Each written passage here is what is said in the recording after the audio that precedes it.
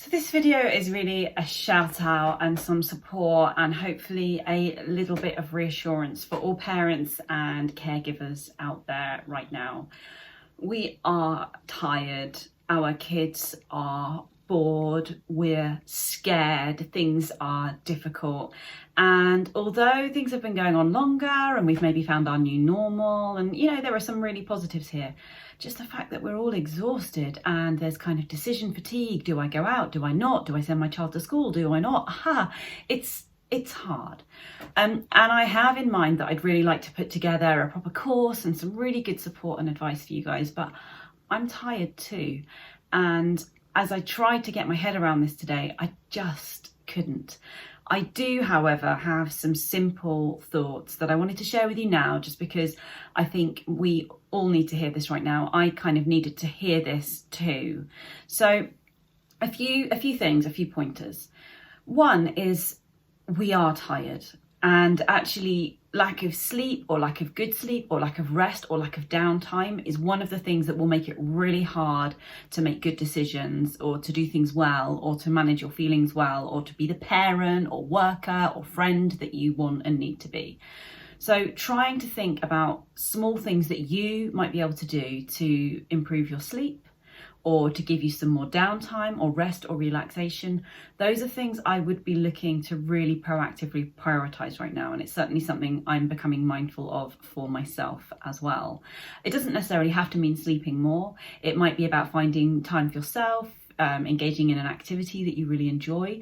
And I think one really crucial part of this right now, as we enter week 1 million of lockdown, is we spent a lot of time with the same people, and actually making a little bit of time and space for you, yourself, just for you, rather than being an adult that the other people in your family maybe need, is really important too. So try and find a little bit of time each day if you can, but for things that you just enjoy and you just do for pleasure and that give you a bit of a break from thinking about all the other things. So that's my first tip, is self-care, sleep, rest, relaxation, carving out some time for yourself, and hopefully giving you a bit of permission to do that. You can't be the adult that you need to be to everyone else unless you first look after yourself. My next point is that things go wrong. You lose your temper, you don't make the right decision, things go wrong all the time. And at the moment, it feels like this happens more than most. I am going through a period of dropping things, like literally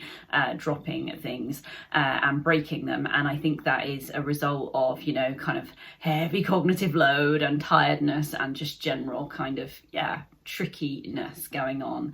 And I think we are all maybe doing that literally and metaphorically, dropping things more, not being able to be quite the perfect parent, leader, teacher, worker, friend that we might want to be.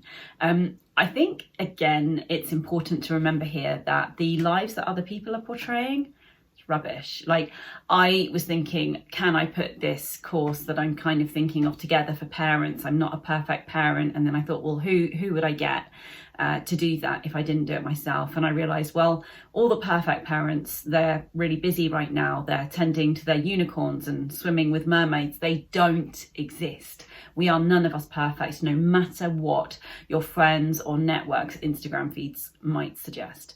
So we get things wrong, and sometimes we get it really wrong. That's okay, as long as we learn from it. So A, we might make a different decision next time.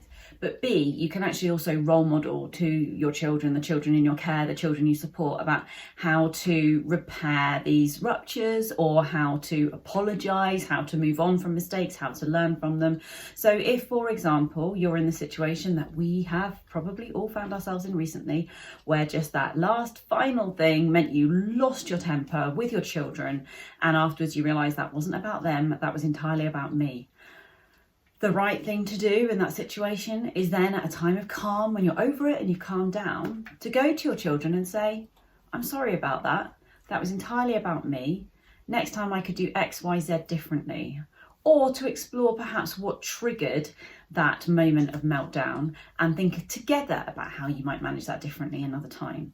But we need to be inquisitive about those moments of anger and meltdown and difficulty and think about what we can learn from them. But yeah, use them as a moment of identifying and talking about feelings and emotions, the different things that trigger them, and our different sort of emotional regulation skills and ideas too. Another kind of small piece of advice is if you are finding that your children are spending inordinate amounts of time doing things that really annoy you, or you don't see value in, or, you know, basically you feel they should be doing something more productive, just stepping into their shoes for a moment really and trying to understand what are they getting from those activities. So these might seem like really meaningless ways to spend their time. Like my girls will spend a lot of time watching rubbish on YouTube, and they enjoy Roblox, and you know, there's lots of different things that they engage in that I don't necessarily get, but I do understand that they get enjoyment from those things, that they connect with people over those things, and that is kind of an important part of the sort of social fabric of their world. And what I have found is a helpful way of approaching this is if your child spends a lot of time, like say gaming or watching a certain YouTube channel, inviting them to invite you in so you can understand it a little bit more from their point of view is a really nice kind of bond building exercise. And it can often mean that you have a little bit more empathy about why they're spending their time doing that. It doesn't mean that you're suddenly going to be converted to wanting to subscribe to those channels or play those games, but you might just get it a little bit. And you might also then be able to have conversations with them about this thing that matters to them in terms that make sense and that show that you've understood and you get it. So instead of it becoming like a block between the two of you, it actually is an opportunity for kind of bond building. So trying to see those opportunities where at the moment you might just see a problem. And then the final thing I wanted to talk about briefly was all the different decisions that we're having to make right now, and kind of getting decision fatigue and decision fear. Will I make the wrong decision? And acknowledging that all the decisions that we make ever in life, but particularly right now, we can only make the best decision that we can with the information, knowledge, skills and understanding that we have at the time of making that decision. So it might be that in 6 months' time, you look at your decision to send your child back to school or to not send your child back to school and you go, that wasn't the best decision because now I know more about the scientific evidence, or now I've seen how this played out, or whatever. And maybe you'd go back in time and you'd make a different decision, but you're not in the future. You can only make the best decision with the information that you have right now.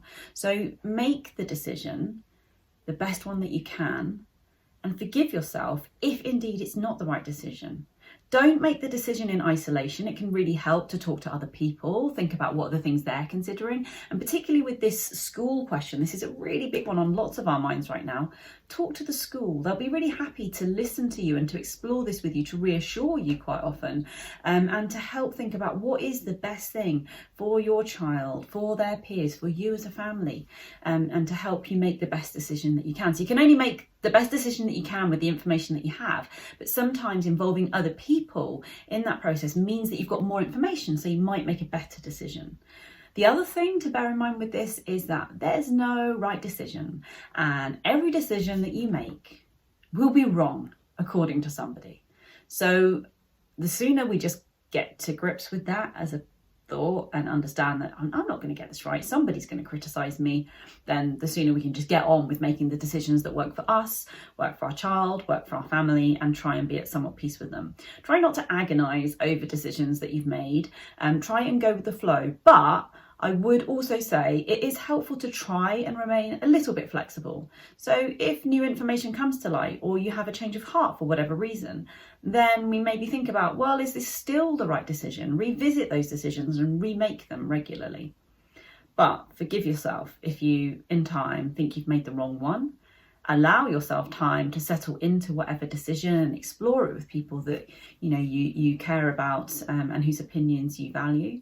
And think about it from the points of view of the different people who'll be affected.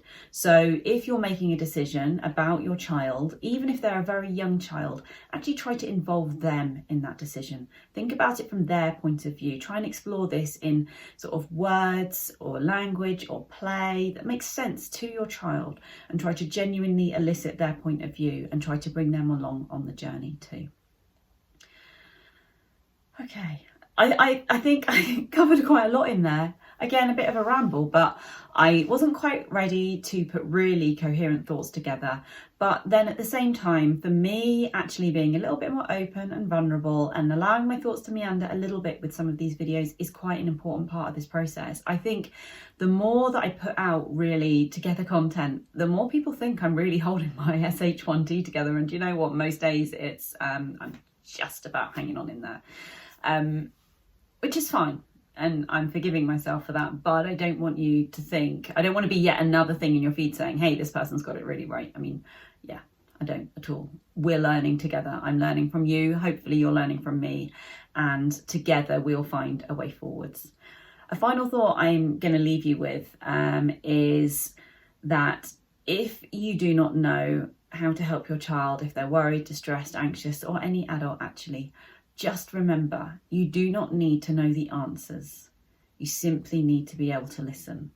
When you are in the company of someone who is distressed and you come with listening ears and a heart full of love, then you will do all that you need to do for them. You don't have to know the answers. Good luck. I would love to hear the things that are on your mind, the things that are worrying you, the things that have helped you. Do comment with how things are going for you right now and how I might be able to help you either through these rambling videos or through some more structured content on our e-learning site. Either way, I'd really like to help when I have the kind of headspace to do so. Good luck. You're probably doing a better job than you think you are. Reassure each other. If you do one thing after this video, please think of another person in your network who you think is doing a quietly really good job, whether that is looking after their children, whether it is working at school, whether it's going into hospital every day, whatever it is that they're doing, no matter how big or small that might seem. If you think they're doing a good job, just take a moment to tell them, text them, pick up the phone, drop them an email, remind them that what they're doing matters, and that you have respect for them and you care for them and you think they're doing a good job, because we don't tell each other that enough, ever, and particularly right now. So be kind, be caring, be compassionate to others, and let them know you care. Be kind to yourselves, and I'll see you next time. Bye.